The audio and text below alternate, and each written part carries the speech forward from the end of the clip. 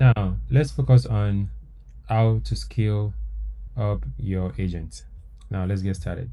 To scale up your agent, you need to understand that when you have agents, different agents, in this case, we have the agent CEO, agent code reviewer, agent marketing, QA engineer, research engineer, software engineer. Now, you might want your agent to have a couple of skill set that aligns with your company's requirement or a particular project requirement. AI, think of it as you have a human and you like to teach the human a couple of skills. Skills such as you like to teach the person how to use GitHub, or skills such as how to access a particular file, or even how to run a converting a page into a scripting tool or a photo conversion. Even though agent can do a bunch of stuff, there are a couple of limitations, and that is where scaling up your agent comes in. Now, to create skills for your agents, there are two ways of doing that. You could either do it in the terminal or you could do it on the left hand side of the Explorer. To do it on the terminal, you navigate into your directory, which is .github. I believe I'm currently in my directory, which is .github. If I click on ls, I can see the agents folder. I could decide to create a folder here, which will be mkdir space skills. And this is going to create the folder. Alternatively, you could decide to click on .github. Remember, click on .github. Do not click on agents. If you click on agent, the folder will be created inside the agent folder. But what you like to do is you need to create it in .github. When you click on .github, the next thing you need to do is you click on skills. And this creates a skills folder. This is where your skills will be stored.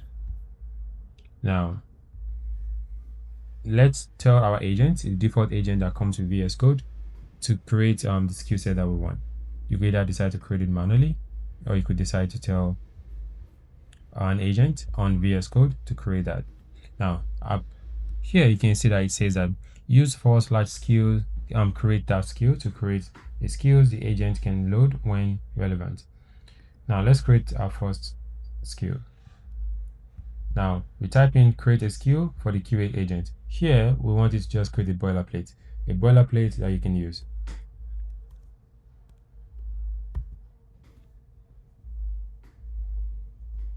Now this will basically give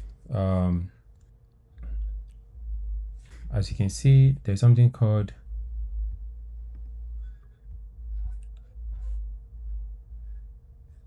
agent customization. Now, what is going to happen here is this is where the customization agents are located. Now, one thing that should have been done is before that, I would like to explain some of the train of thought. The user want me to create a skill for a QA agent.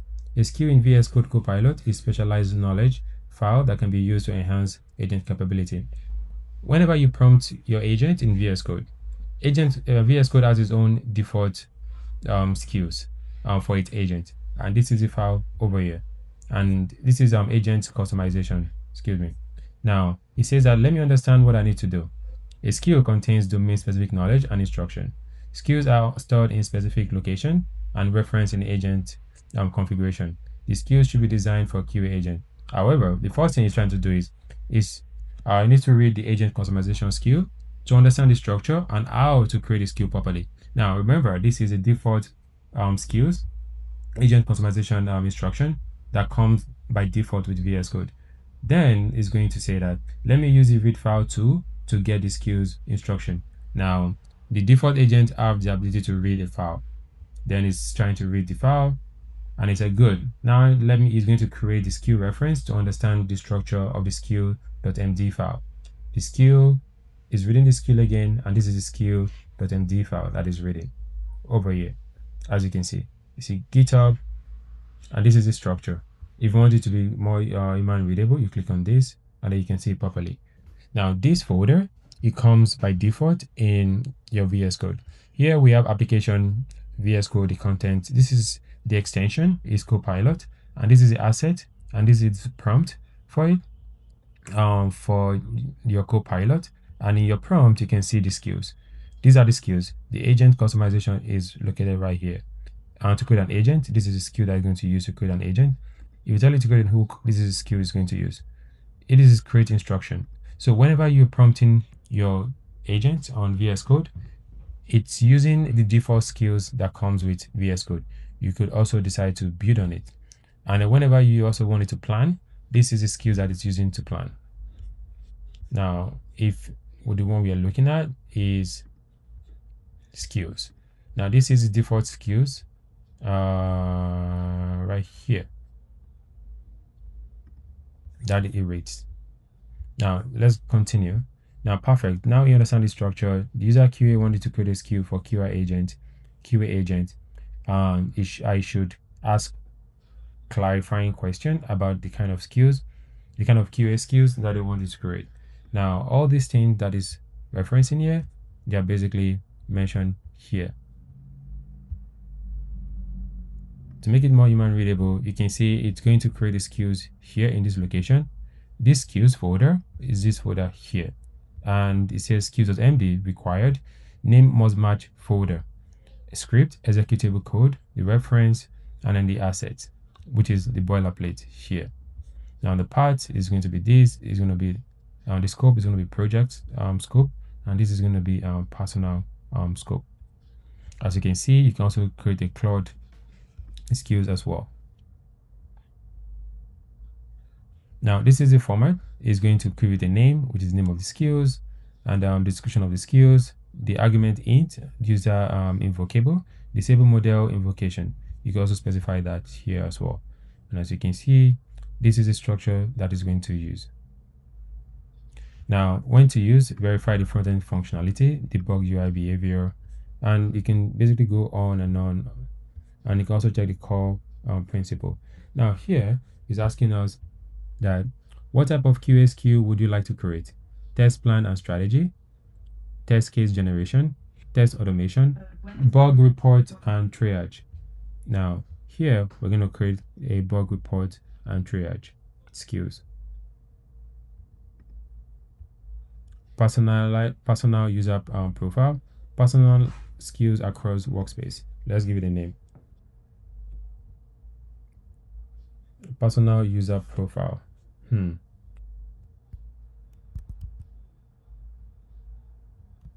QA flow. Let's click on submit.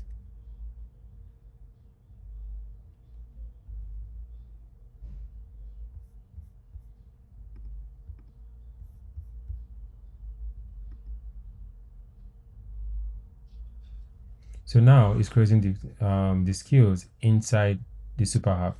Why? Because it was not specified that you should create it here in this location. Now you have to be super specific when communicating with your agent.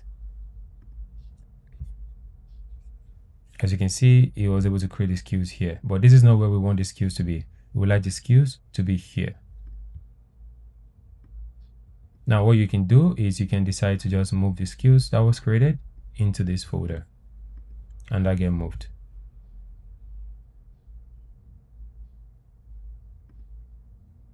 Then you can delete this. Done. Now in this skills folder, you click on the template, click on the bug report.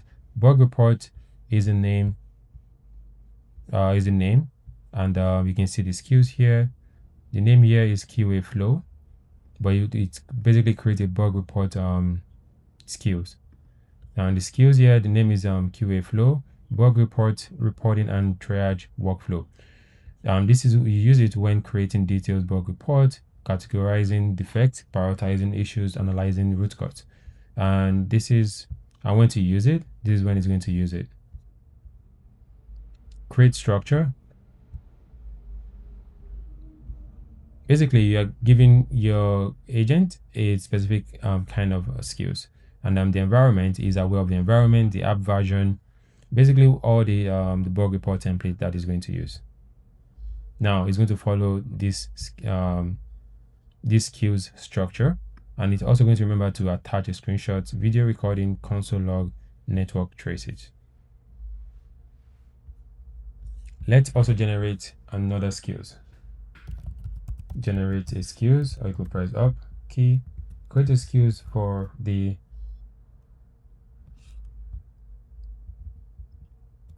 create a skill.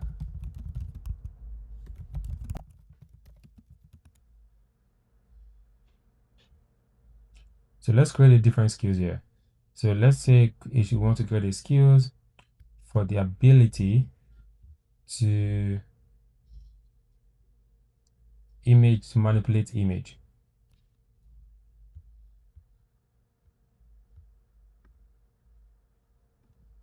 For image manipulation.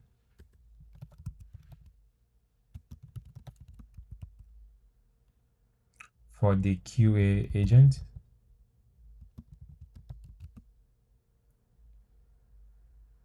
In the workspace. So here I said create a skill for the image manipulation for the QA agent for the workspace.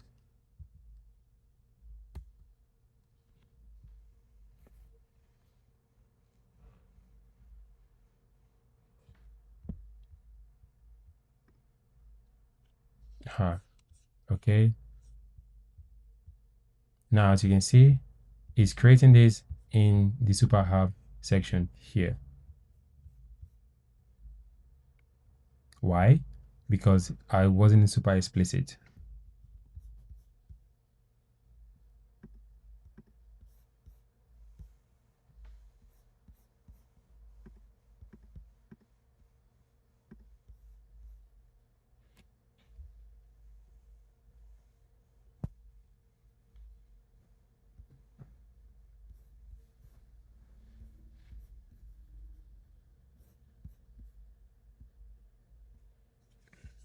Now, as you notice, let's move these skills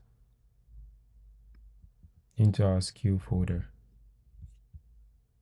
Or let's tell it instructed to do that.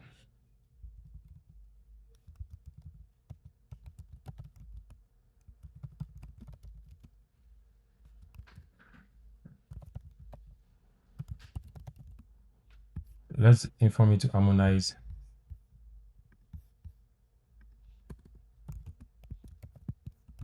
and this.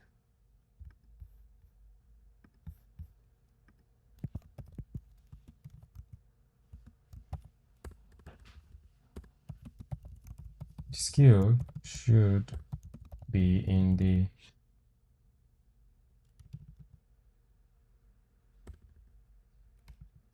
root workspace. Now to get the root workspace, you can click on this side, right click on it, copy path,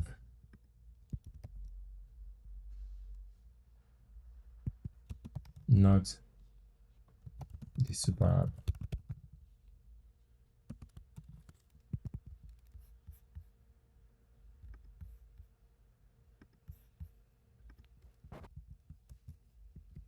Remember, we are currently in a session. Now in this session, you need to instruct it. Although you could decide to move this into this section here, however, the context will be lost. So it's essential for you to instruct the agent so that the agent also keep track of what you're doing and also your intention as well.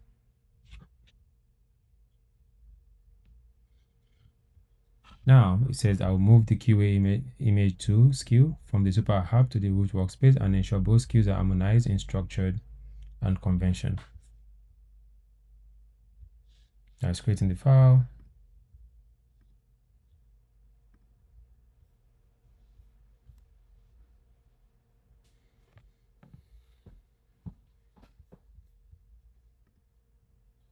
Now once this is done, I will prompt it with a new instruction that says that ensure the QA agent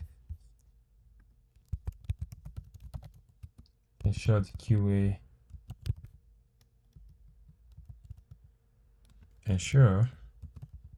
only the QA engineer have access to the QA flow skills and the QA image to skills.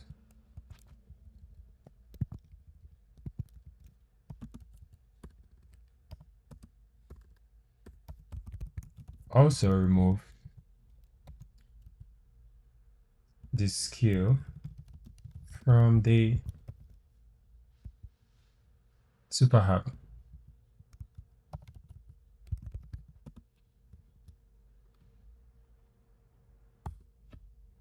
Okay, now let's review what it was doing while it's still working on that. Now what it did was it was able to harmonize both the QA skills and now consolidated at the root workspace. The new unified structure, this is it. Now here, as you can see, these are the skills. It was able to create a QA flow skills, also a QA image tools. They both have different, as you can see, the number of files here are quite different. This is a root skills.md, and this is the template that this skills is going to follow. However, for the image tools, it's going to create a skills file, skill.md, which is the file that contains the skills. And then also, remember the structure, it has to be skills, skill.md, all uppercase. For the template, it's going to be template, all lowercase, and the template that the skill needs to follow. Then the next thing is the script. This script actually is a set of instruction that when this agent is using the script is going to use this script here to execute the task. Now, what changed? The QA flow remains at QA flow, which is the root workspace. And the QA tools moved the skills to the root workspace as well. Both skills share the same workspace level location. Both flow consistent structure and skills.md. Now the next step, it said you can optionally remove the duplicates, which is this, and from the previous location if it's no longer needed. Now I ask it to do that by itself. Now it's asking for permission. Now let's bring on the permission.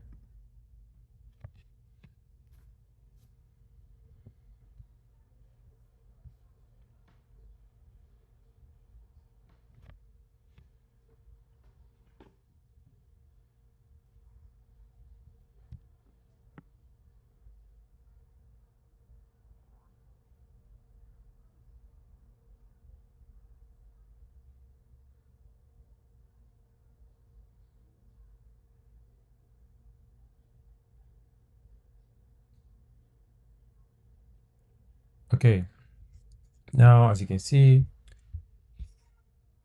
it's completed. The QA skill is now restricted to QA engineer only. Changes made. Added the restriction, remove the duplicate. The result, only the QA engineer can load and invoke the skills. Single source of truth, which is the skills. No duplicate skills in Super App Workspace. Awesome. Now, the train of thought, my train of thought has been aligned with the agent train of thought. Now, let's check it out. Let's check the QA agent. Also, let's check the files. As you can see, the credit is at 91%. It's asking to upgrade to continue pass limit. Let's continue. As you can see, if you click on this, you can see the apply to agent. Now it is restricting it to the QA engineer, which is this right here. That's the name. If this name is, let's say, if the name here is John, right? You could decide to restrict it to John here, right? Think of it as a privilege where people apply different privilege to different skills. John shouldn't have access to posting on social media, something like that. So that's if you create social media skills. But in this case, oh, John should have access to social media. That's if you attach it to the skills. In this case here, we have these particular skills, and we are restricting it to QA engineer. And this person is referred, this agent is referred to as QA engineer. And it says here, you're a QA engineer, a meticulous quality gatekeeper who ensures software works correctly. Now back to the skills. So this is the skills. It's only the QA engineer can invoke these skills, and these are the qualities of the skills. Now, this screenshot. Now, traditionally, when an engineer wants to take a screenshot or he wants to perform a certain task, if the engineer is unable to do that, the engineer will naturally write a bash script or a Python script or a JavaScript to accomplish the task. Now, removing that workflow from a regular human writing a script in accomplishing a task. That's what's happening here. Now, screenshots annotation utility and add visual annotation to screenshot for QA documentation. So usage note is basically it's going to be screenshot annotation.js. This is how the agent will know, or human can also use the script as well. This is an instruction. Now, this is a configurational code. This is a scripting code. Now, when invoked, is going to do what needs to be done. So now you're writing a script and you're giving the script. You are writing a script and you're giving this ability for the agent. You're passing the skill set to the agent to be able to invoke the script that was written. Now this is a template of what how it needs to be structured, feature name, and this is how it's going to use. This structure is going to follow. And a visual bug report, this is structure, and it's going to follow this structure.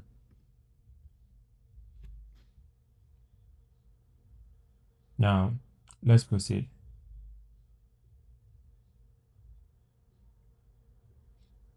Now, if you like to,